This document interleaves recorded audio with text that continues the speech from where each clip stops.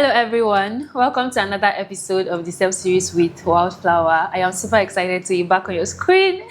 Today I have a guest who I think needs to be on the Guinness Book of Record. Is that what they say? Yeah, because of the incredible work that you are doing. And I don't just say this because, I want to flatter you. I feel like the record is for people who do exceptional stuff, different. Do you get?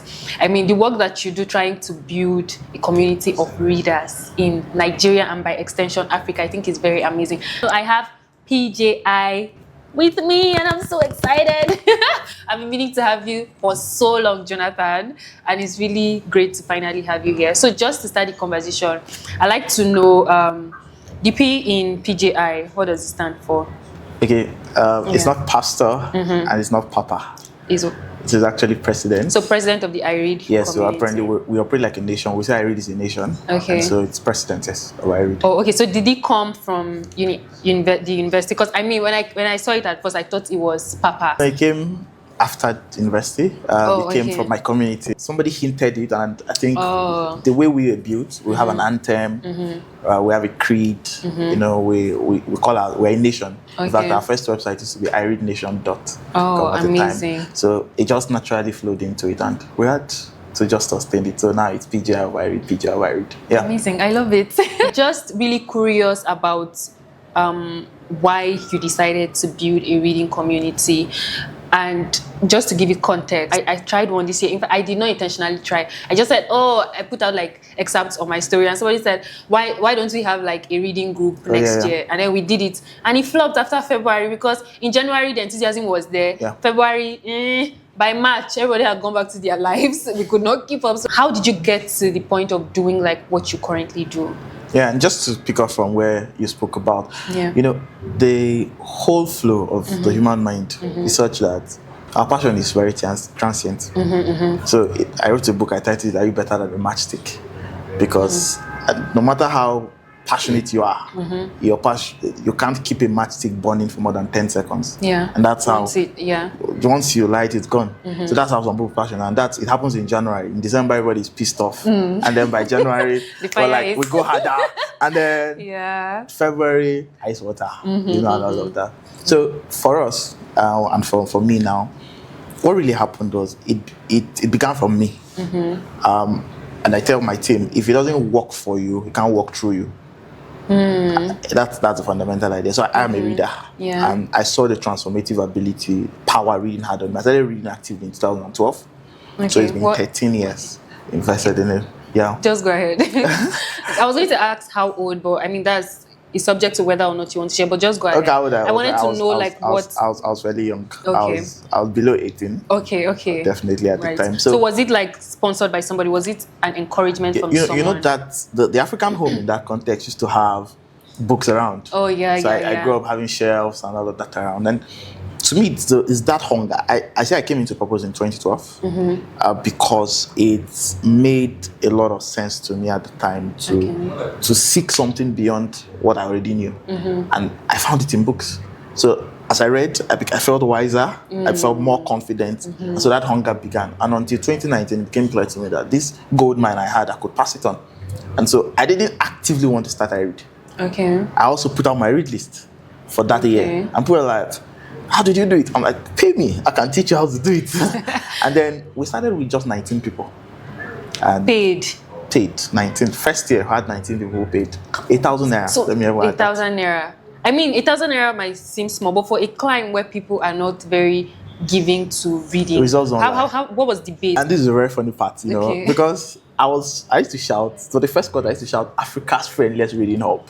Okay. We're all from Benue. Okay.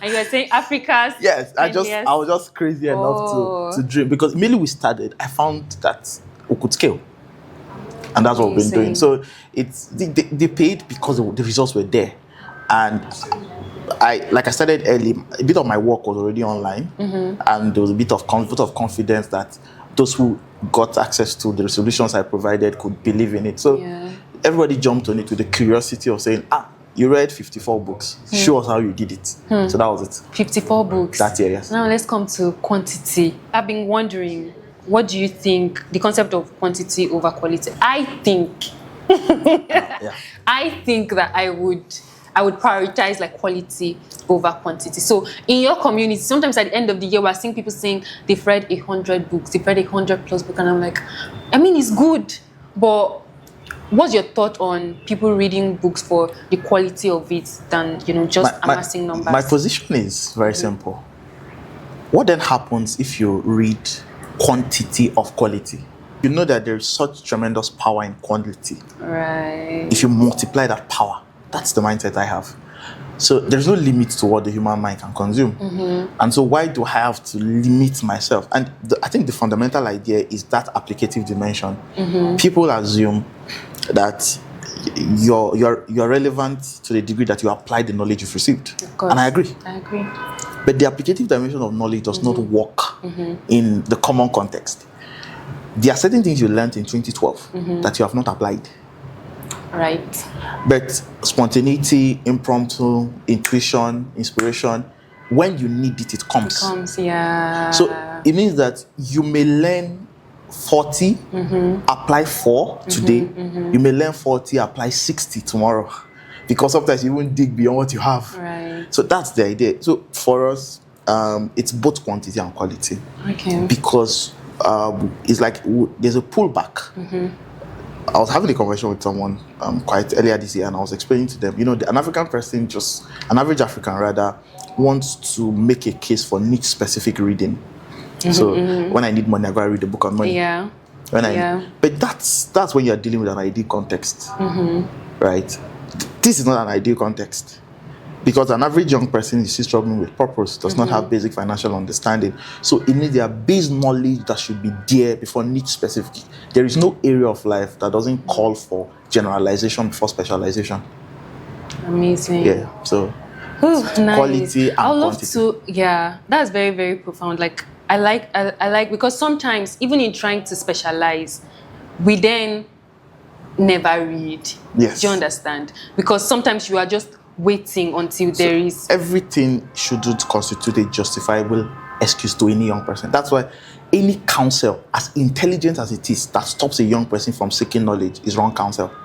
Right. Even if you are articulate enough with the counsel, but it now creates that laziness towards the quest for knowledge, you are destroying the generation. Because when we say quantity over quality, we're actually trying to water down. Maybe don't do too much. Don't do too much. Why how much is enough? How much is enough? Look at how you speak.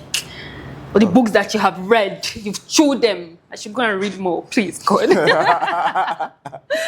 so I like to know how the community functions. Yes. Right.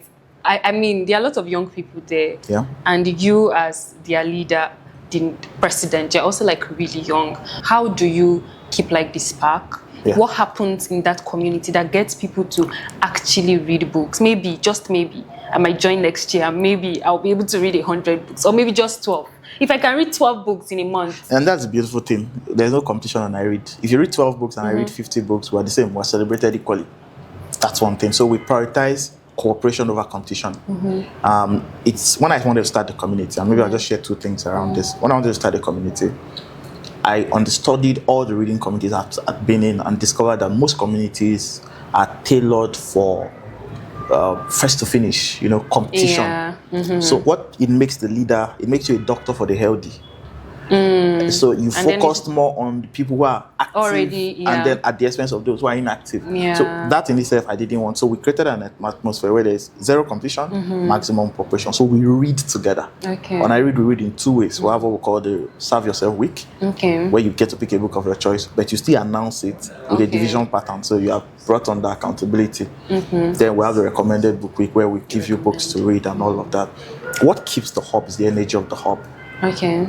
We just ensure mutual respect or community respect. The hub is always open. I do not lose touch with the generation I'm leading. Okay. So I language in the way that they can understand. This morning I posted a sticker, and I say it's my favorite sticker. And the sticker is, that's why you're still single. And you play all of those jokes. I you joke, do all I have of those the things. phone. Yeah. So if you come to the community, you may not know who the lead is. Yeah. Right? Because my personal mantra is not to be unavailable, inaccessible, and unapproachable to those God has sent me to. Amazing. at all. So I believe God's man, right? You can't use God's grace to oppress God's people. Say it to all the CEOs in Abuja. Well, I love it. Well, I didn't say anything, but that's my own disposition, and it helps. And so that environment, and then we operate a family system, right? Indeed. So I return strangers to friends, strangers to family. When they call me Zadi, Z-A-D-D-D-D, the D's never end. So we started with double D, triple D, now it's 4D. Maybe we should reach 26 D's very soon. Right. Yeah, it's real. I've had to bear the pains of people in trying times. I've had to listen to people beyond the community. So I prioritize their person over their presence. And so they connect with me. I know everybody's middle name in my head. Everybody in the community. Yes, I know their middle name, I know their first name, I know something about their sibling, I know where they live. So is this something about leadership that you intentionally build? One of my greatest mentors in this regard is Simon Sinek. Okay. And he's particular about the people over the work. You know, when we say professionalism, is a prioritization of the work over the people. Yeah. Goals, targets. But when it comes to ethics, it's a prioritization of the people over the work. Right. So in the sense of it, workplace balance is, or whatever it is, community development, which I teach actively now, has to do with understanding the dynamics. Is the people and the process that makes the community. If you prioritize one over the other, you've lost it. And so I'm intentional. I still study. I'm studying models, and because I'm realizing that the leadership scenario is even switching hard.